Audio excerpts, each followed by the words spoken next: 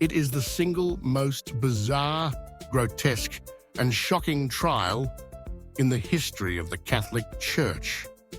In January of the year 897, the Great Lateran Basilica in Rome was not the scene of holy worship, but of a macabre courtroom drama. On the papal throne, dressed in the full, magnificent vestments of the Roman pontiff, sat the accused. His head, adorned with the papal tiara, lolled to one side. His skin was grey and peeling, his body stiff with the rigours of death. The accused was Pope Formosus, and he had been dead for 9 months. The man who had put him there, the judge and chief prosecutor, was the current Pope, Stephen VI. This is the insane, true story of the Cadaver Synod, a moment so dark it reveals the terrifying depths to which the papacy could fall when worldly politics and personal hatred consumed the throne of St. Peter. To understand how this horror came to be, you must understand the chaos of 9th century Rome. The city was not a holy sanctuary, but a viper's nest of rival aristocratic families, all clawing for power. The papacy was the ultimate prize, and these families would stop at nothing: bribery, intimidation, and murder to place their own candidate on the throne. Tangled in this web was the looming power of the Holy Roman Emperors to the north, who also sought to control the papacy for their own ends. Pope Formosus had been a major player in these dangerous games. He was a respected and energetic bishop, but he had made powerful enemies, especially the Spoleto family, a dynasty that dominated central Italy. During his own papacy, Formosus had sided with their rival, Arnulf of Carinthia, even crowning him Holy Roman Emperor in Rome. This was an unforgivable betrayal in the eyes of the Spoletans. When Formosus died in 896, and his ally Arnulf was paralyzed by a stroke, the Spoleto faction saw their chance for revenge. They used their immense power to install their own man, Stephen VI, as Pope. Stephen, a weak and compliant figure, was pressured by the formidable Spoleto family, particularly the vengeful matriarch Agiltrude, to enact a final, posthumous revenge on the man they so despised. A plan was hatched, a plan of unparalleled depravity.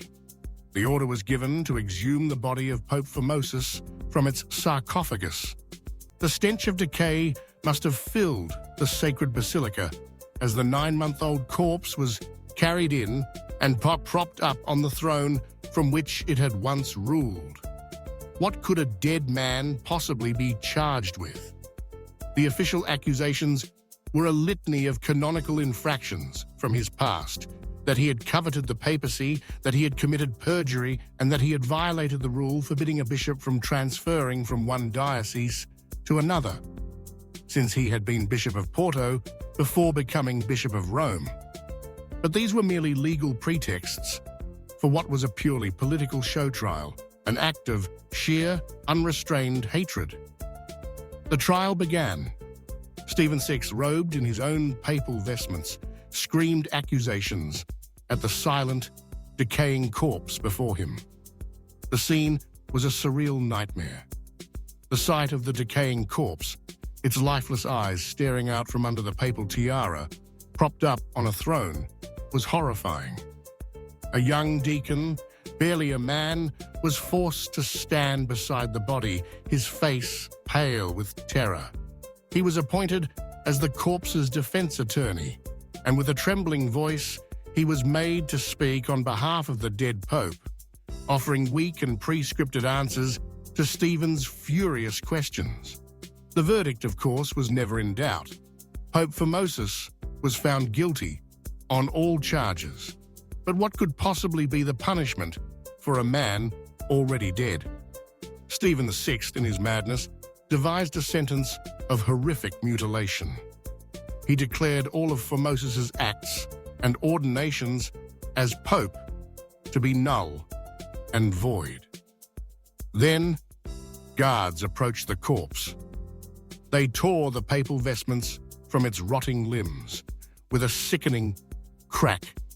They broke off the 3 fingers of the right hand, the very fingers that Formosus had used to give the papal blessing. The sound of the bones in those dead fingers snapping echoed through the hallowed space of the basilica. The macabre ritual was not yet over. The mutilated corpse was dragged from the throne, taken out of the basilica, and thrown into the Tiber River, a final act of desecration intended to erase Formosus from memory itself. How could the people of Rome possibly react to such a grotesque act? Stephen VI and his Spoleto masters had miscalculated.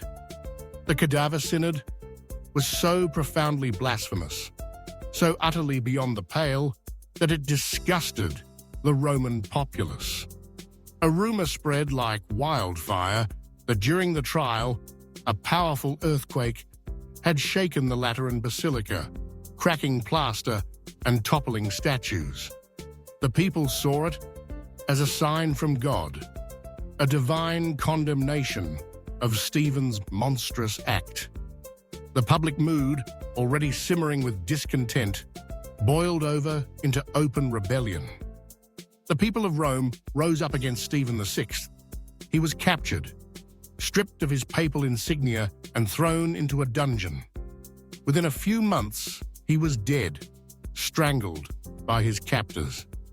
The ghoulish political theatre had backfired completely, destroying the very man who had presided over it. The fallout from the Cadaver Synod lasted for years. The body of Formosus miraculously washed up on the banks of the Tiber and was secretly buried. A subsequent pope, Theodore II, had the body recovered, redressed in pontifical robes, and given a solemn reburial at St. Peter's. He officially annulled the proceedings of the Cadaver Synod and rehabilitated Formosus's memory. But the chaos continued.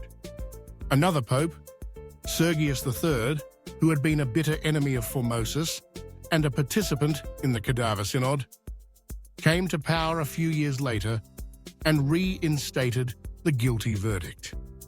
It was a period of utter madness, a time known to historians as the Saeculum Obscurum, the Dark Age of the papacy.